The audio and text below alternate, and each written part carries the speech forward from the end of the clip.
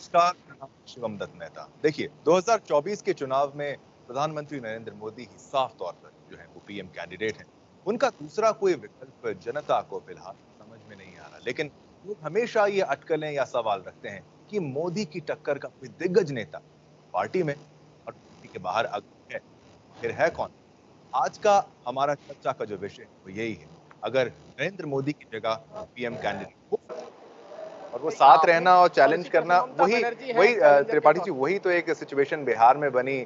एक लोगों को समझ में आया कि किस तरीके से एक बहुत अच्छा अलायंस जो था वो खराब होते। मैं स्वागत करता हूँ डीके दुबे जी, आपके लिए भी यही सवाल है। देखिए, नाम ठीक है, योगी का बार बार आ रहा है, लेकिन आप एक एनालिस्ट हैं, आप समझते होंगे बहुत गहनता से। इन्होंने एज लिमिट की भी बात की, जो अब फॉलो होने की बात कही जा रही है। लेकिन एक ब्रांड मोदी जो है, आप देखिए, एक ऐसा चेहरा जो बहुत समय बाद एक पार्टी को मिलता है और उसको एनकैश करना एक पॉलिटिकल पार्टी के लिए सही भी है कि आपके पास इतनी बड़ी लीडरशिप है।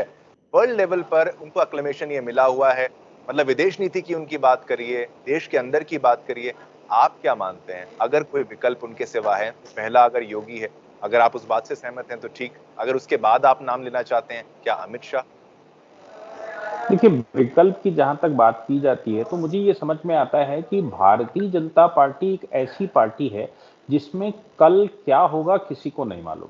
किसी को अंदाजा नहीं था कि 2002 में मोदी जी आएंगे और आते हुए 20 वर्ष की यात्रा तय करेंगे। लेकिन एक बात तो निश्चित है कि जो कोई भी सत्ता में आता है और जिसको बैटन पकड़ाई जाती है उसी का नेतृत्व होता है। ये भारतीय जनता पार्टी का अपना चरित्र है। खास बात यह है कि हम किसी परिवार की बात नहीं कह सकते कि भारतीय जनता पार्टी में कोई परिवार आगे आएगा, कोई फोरकास्ट नहीं की जा सकती। हाँ, नाम संभावनाएं बहुत सारी होती हैं। हमारे देश में कई एक राज्यों में भारतीय जनता पार्टी की सरकारें हैं और फिर क्या होता है कि पार्टी और पार्टी के समविचार संगठन सभी मंथन करते हैं। हाँ, ये जरूर है कि जब भी लीडरशिप की चुनाव कहीं पर भी होता है, किसी भी पार्टी का होता है, तो वो ये निश्चित रूप से तय करते हैं कि जनता के मन में इस समय क्या है। क्या आप अटल जी की लीडरशिप को कमजोर समझते थे, अडवाणी जी की लीडरशिप को कमजोर समझते थे, बलराज मधोक साहब की लीडरशिप को कमजोर समझते थे, या दीनदयाल उपाध्याय की लीडरशिप को कमजोर समझते थे? अपने अपने समय पर कोई भी लीडरशिप कहीं से भी भारतीय जनता पार्टी में कमजोर नहीं थी। और जो जिस समय नेतृत्व में आया, जिसको लोगों ने या पार्टी ने जिसको कमान संभाली, वो उसने अपने आप को उस सीट पर रहते हुए प्रूफ किया है। क्योंकि भारतीय जनता पार्टी, जहां तक मैं समझ पाया, उसमें कोई एक व्यक्ति या कोई एक संस्था डिसीजन लेने के लिए स्वतंत्र, वो डिसीजन लेने के लिए नहीं है। इसमें समविचार संगठनों के साथ ही डिसीजन लिया जाता है। इसलिए अगर इसलिए कहता हूं कि अडवाणी जी का नेतृत्व होते हुए भी अगर भारत की जनता ये कहती है कि मोदी जी का नेतृत्व चाहिए, जबकि मोदी जी लगातार ये कहते आए थे कि भैया मैं गुजरात में खुश हूं, जो मुझे दिया गया है उसमें मैं ज्यादा खुश हूं, इसलिए उस पर प्रश्न ही नहीं लगना चाहिए। और हम एक समर्पित कार्यकर्ता हैं। समर्पित कार्यकर्ता की सबसे खास बात यह होती है कि वो अपने मन में कोई बात लाते ही नहीं है। जो काम दिया गया है वो काम करना है। ये बात अभी आपने शिवराज जी का एक कॉन्फ्रेंस सुनी होगी, उसमें भी उन्होंने, शिवराज जी ने कहा कि भाई हमारा नेतृत्व तय करता है और हमारे संगठन तय करते हैं कि किसको क्या करना है। जिसको जहां पर जो करना है वो काम वो करेगा। हाँ, ये निश्चित है कि मोदी जी लोगों के मन में थे और ये कहा भी जाता है कि मोदी जी एक ऐसे लीडर हैं जिसको जनता ने चुना। पार्टी तो बिल्कुल थी, सर, मैं पार्टी वही कह डिसीजन रहा लेने हूं। वाली एक थी। उनकी जितनी पकड़ देखने को मिलती है, खाली बीजेपी के भीतर ही नहीं, बाकी लोगों का भी यही कहना है, एक लीडरशिप क्वालिटी जो उनकी है, हर कोई उनकी बात को मान रहा है बेहतरीन ढंग से। जो प्लान वो एग्जीक्यूट करना चाहते हैं वो कर रहे हैं, मेजोरिटी उनके पास है। देखिए जिस तरीके से योगी आदित्यनाथ के साथ भी स्टेट लेवल पर वही क्वालिटी उनके पास भी है। तो इसमें कोई ये शंका हमें ये नहीं है कि 2024 के लिए मोदी है कि नहीं, बट साथ ही साथ जनता का ये रोचक प्रश्न है कि आखिर उनके लेवल का दूसरा दिग्गज नेता है तो है कौन उसके लिए सर? मैं आपको, अब आप कंपैरिजन करना नहीं चाहिए, लेकिन जी, आप हमारे देश में भारतीय जनता पार्टी की जो लीडरशिप है, शिवराज सिंह को कमजोर समझते हैं क्या? बिल्कुल हेमंत नहीं। विश्व शर्मा साहब को कमजोर समझते हैं उनके क्या? भी सवाल सर नेक्स्ट, इस अगले अगले प्रश्न हाँ, उनके भी थे। मैं, और महाराज जी का जिस प्रकार से आभा मंडल पूरे विश्व में बढ़ा है, इसमें तो कोई दो राय नहीं कि जनता के मन में है। तो जनता के मन को भांप लेना ही तो भारतीय जनता पार्टी का काम है ना। नहीं तो मोदी जी एक स्टेट के लीडर थे और उनका सीधा लाकर उनको पार्लियामेंट्री बोर्ड में बिठा देना और फिर उनकी लीडरशिप में चुनाव लड़ना, ऐसा आप हमारे देश में तो एटलीस्ट पॉलिटिकल पार्टियों में देखते नहीं है। और ये भारतीय जनता पार्टी का जो कल्चर है, मैं आपको उसका इलस्ट्रेशन बताता हूं। असम में लीडरशिप बदल गई, चू नहीं हुआ, सर्बानंद सोनोवाल जी आसानी से चले गए और हेमंत जी बैठ गए। गुजरात एक ऐसा इलस्ट्रेशन है कि पूरी की पूरी लीडरशिप बदल गई। और इसके लिए आप खाली बीजेपी का नाम लेंगे या फिर लीडरशिप को आप उसके लिए भी आप उसकी तारीफ करेंगे? ठीक है, बीजेपी में मैं वही तो मैं कह रहा हूं, वो जो जिसका चुनाव किया जाता है बड़े आराम से, बड़े बिना विरोध के, उस तरीके से। असम की बात करें, हेमंत बिस्व शर्मा जो आए हैं बड़े आराम से, सोनोवाल जो गए हैं आराम से, कोई उसमें कोई ऐसी कोई फाइट नहीं, कोई जैसे आप अगर कांग्रेस की बात करें वहां पे अक्सर देखने को मिल रहा है, आप राजस्थान की बात करें वहां पे दिक्कत आई थी। तो इसमें आप लीडरशिप को कहेंगे ज्यादा, मतलब उसकी तारीफ ज्यादा करेंगे या फिर पूरे पार्टी की बात कर रहे हैं यहाँ पे? देखिए, बात आती है स्ट्रक्चर की, बात आती है कैडर की। जिस कैडर में जब आप घुसे, जैसे आप जी न्यूज में जब घुसे, तो उस संस्था का अपना एक विचार रहा होगा, उसका एक सिस्टम रहा होगा, उसमें एक सिस्टम का नजरिया रहा होगा। उस नजरिए में अगर आप फिट बैठते हैं और उस नजरिए के अनुसार काम करते हैं तो अपने आप उभर कर ऊपर व्यक्ति आ ही जाता है। और अगर उस नजरिए को फॉलो नहीं करता और उसकी अपनी महत्वाकांक्षाएं रहती हैं, तो भारतीय जनता पार्टी एक ऐसी पार्टी मुझे लगता है, जनसंघ के समय से आप सोचिए कि सन 1947 में, बल्कि जब जनसंघ की स्थापना हुई 1951-52 में, उस समय संकल्प लिया कि 370 हटाएंगे। और कब हटाया? 2019 में। आप सोचिए कि इतने लंबे समय तक 70-70, 75-75 वर्ष तक बहुत सारे परिवर्तन होते गए, लेकिन लीडरशिप बदलती चली गई, लेकिन जो ठाना था वो पूरा किया। ये लीडरशिप कैडर से डेवलप होती है। तो मुझे लगता है भारतीय जनता पार्टी को इसका साधुवाद उनको ही क्रेडिट देना चाहिए कि वो इस प्रकार के लीडर्स को चुन पाते हैं और किसी भी लीडर को वो स्थायी रूप से ये नहीं कहते कि नहीं आप ही सब कुछ हैं। आप हैं, निश्चित रूप से आप हैं, लेकिन जब डिसीजन होता है तो फिर समविचार के साथ होता है और जिसको जो कह दिया जाता है वो आगे बढ़ता है। ये लीडरशिप की, ये पार्टी की खास बात होती है। अब कांग्रेस में आप कह दें कि मल्लिकार्जुन खड़गे साहब अध्यक्ष तो हो गए, लेकिन डिमांड वही रह रही है कि साहब राहुल गांधी, लोग राहुल गांधी के पीछे पड़े। आज भी कांग्रेस राहुल गांधी के पीछे पड़ी हुई है। ये भारतीय जनता पार्टी में एटलीस्ट नहीं होता। जिस दिन जेपी नड्डा साहब बैठ गए उनकी अध्यक्षता में होने लगा, जब अमित शाह साहब बैठे थे उनकी अध्यक्षता में होने लगा, मोदी जी बैठ गए तो उनकी अध्यक्षता में। और देखिए कि अडवाणी जी के लिए लोगों ने तो बहुत कुछ लिखा पत्रकारिता फील्ड में और लोगों ने बहुत कुछ प्रश्न उत्तर करे, लेकिन अडवाणी जी का आज तक एक स्टेटमेंट नहीं आया जिसमें उन्होंने ये कहा हो कि मैं, जो हमारा सक्सेसर लीडरशिप है उससे मैं नाराज हूं। उन्होंने कहा भाई जो पार्टी ने तय किया है वो मुझे स्वीकार है, बात आगे बढ़ते हैं। तो ये पार्टी के अपने मनोभाव और पार्टी के कैडर से तय होता है। तो भारतीय जनता पार्टी का जो कैडर है ना, वो कैडर तय करता है कि आगे कौन आने वाला है।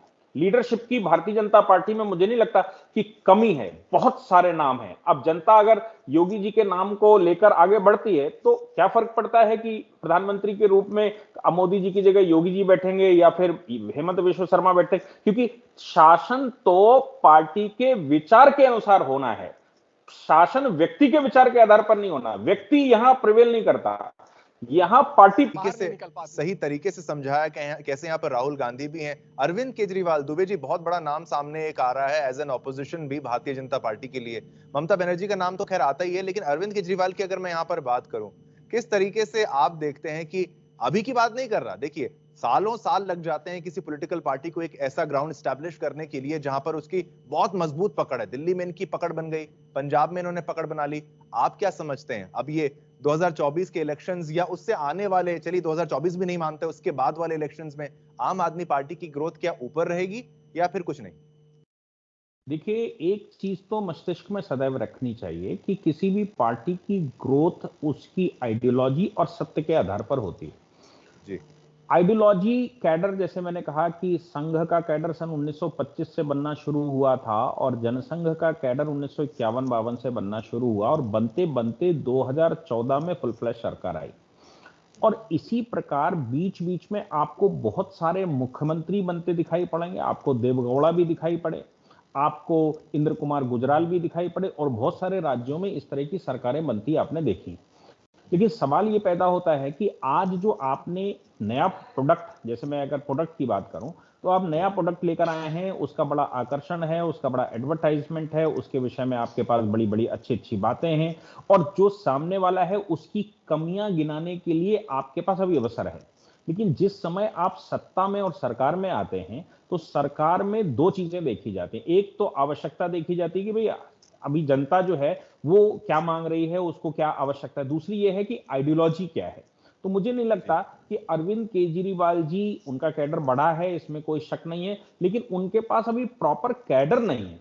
और प्रॉपर कैडर बनाने के लिए, जैसे उन्होंने कैडर दिल्ली में बनाया था सरकार में आते समय, वो एक एक व्यक्ति छोड़कर चला गया। आपने भारतीय जनता पार्टी में इस तरह की बातें नहीं सुनी होंगी कि भाई कोई ये छोड़कर चले गए, कि वो छोड़कर चले गए, कि नेतृत्व ने सबको धता बता दिया हो, नेतृत्व ने सबको बोल दिया हो। अभी एक स्टेटमेंट जो कुमार विश्वास का पीछे आया था, कि कुमार विश्वास साहब ये कह रहे थे कि मैं, मेरी पत्नी और अरविंद केजरीवाल और उनकी पत्नी डिनर कर रहे थे। तो अरविंद केजरीवाल से उस समय उन्होंने कहा कि भाई ये तो वैसी बात हो गई कि मैं जो निर्णय लूंगा और वो मानना पड़ेगा। तो बोले हाँ, मैं तो पार्टी का चीफ हूं, तो वो तो मानना पड़ेगा। तो उसने कहा कि भाई सत्ताएं आती हैं जाती हैं, और ये सत्ता के आधार पर हमारी दोस्ती कैसे तय होगी। तो अरविंद केजरीवाल का बड़ा खूबसूरत जवाब था कि अभी तो सत्ता है, अभी तो पावर है। ये जिसके दिमाग में ये आ जाता है ना कि अभी तो पावर है इसलिए मेरी ही चलेगी, वो डेमोक्रेटिक सिस्टम में बहुत लंबे समय तक नहीं चलते। ये मेरा अपना विचार है। और ये कैडर जो बनाते हैं, जैसे दिल्ली में कैडर बनाया था, ये कैडर बढ़ाना था। ये दिल्ली के अलावा और राज्यों में बढ़ना था। लोगों को ये विश्वास में आना था कि भाई एक बार हम जुड़े हैं तो हम सदैव इनके साथ जुड़े रहेंगे। लेकिन अरविंद केजरीवाल जी के साथ ये बिल्कुल नहीं दिखता कि जो आज जुड़ा है वो कल जुड़ा रहेगा। ये मोदी जी के साथ लेकिन खास बात है कि जो आज जुड़ा है, या जो आज से 30 वर्ष पहले उनके साथ जुड़ा था, वो आज भी जुड़ा हुआ है। जो 30 वर्ष पहले उनका प्रशंसक था, वो आज भी उनका प्रशंसक है। और भारतीय जनता पार्टी के, मुझे लगता है कि पूरी लीडरशिप की यह खास बात है कि उनकी लीडरशिप में कोई भी, जो भी लीडर्स हैं, उनको एक बार व्यक्ति जुड़ता है तो वो जुड़ा रहता है। दूसरी एक और बहुत महत्वपूर्ण बात सरकार में आने के, सरकार के लिए होती है, अरविंद केजरीवाल सिस्टम को धता बताना चाहते हैं। अब सिस्टम, नो डाउट सिस्टम सामने रहा। सिस्टम से मतलब मेरा रहता है जो 30 वर्ष के लिए नौकरी पर आया और आप 5 वर्ष के लिए सरकार में आए। तो अरविंद केजरीवाल का जो ये दिखाई दिया कि दिल्ली में उन्होंने सिस्टम को बोला, पहले भाषण में उन्होंने बोला अगर आपको राजनीति करनी हो तो इस्तीफा देकर मैदान में उतर आइए, नहीं तो मैं पता नहीं क्या कर दूंगा। अब वही दूसरा मोदी जी का एक भाषण है, उसी मतलब पूरे आईएएस कैडर के लिए। उन्होंने कहा भाई देखो, हम सब मिलकर काम करेंगे और आप हमारा सहयोग करो और हम आपके लिए वो फैसिलिटी सारी देंगे जिसके लिए प्रोडक्टिविटी आनी चाहिए। तो ये दोनों की बेसिक सोच में फर्क है। एक सिस्टम के साथ चलना चाहता है, एक पूरी पार्टी सिस्टम के साथ चलना चाहती है। सिस्टम को वो ढालना चाहती है कि वो राष्ट्र हित में जो पार्टी का अपना विचार है, उस विचार को फॉलो करते हुए वो उसको इंप्लीमेंट करवाए। और दूसरा व्यक्ति ये कहता है कि मैं ही सब कुछ हूं, अगर नहीं मानोगे तो मैं बाहर निकाल कर खड़ा कर दूंगा। मुख्य सचिव का वो प्रकरण अरविंद केजरीवाल के घर में, वो मुकदमा आज भी चल रहा है कि मुख्य सचिव की मारपिटाई कर दी गई हो। तो ये लीडरशिप बहुत लंबे समय तक चलने वाली नहीं दिखती है। अगर वो सुधर गए तो बात अलग है, लेकिन अभी तक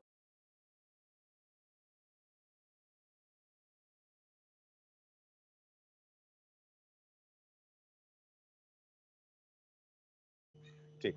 जी, बहुत-बहुत शुक्रिया रविंद्र त्रिपाठी जी, डीके दुबे जी, आपने किस तरीके से पूरा ये समझाया हमारे दर्शकों को कि प्रधानमंत्री की अगर बात की जाए 2024 की तो आप बात कर ही रहे हैं। प्रबल दावेदार तो वह प्रधानमंत्री के हैं, एक अच्छा उम्मीदवार, एक अच्छा चेहरा भारतीय जनता पार्टी के लिए भी, ना केवल देश में, विदेश में भी काफ़ी चर्चा उनकी रहती है। एक अथॉरिटी उनकी लीडरशिप की बात करी जाए, जैसा कि मैंने आपको बताया कि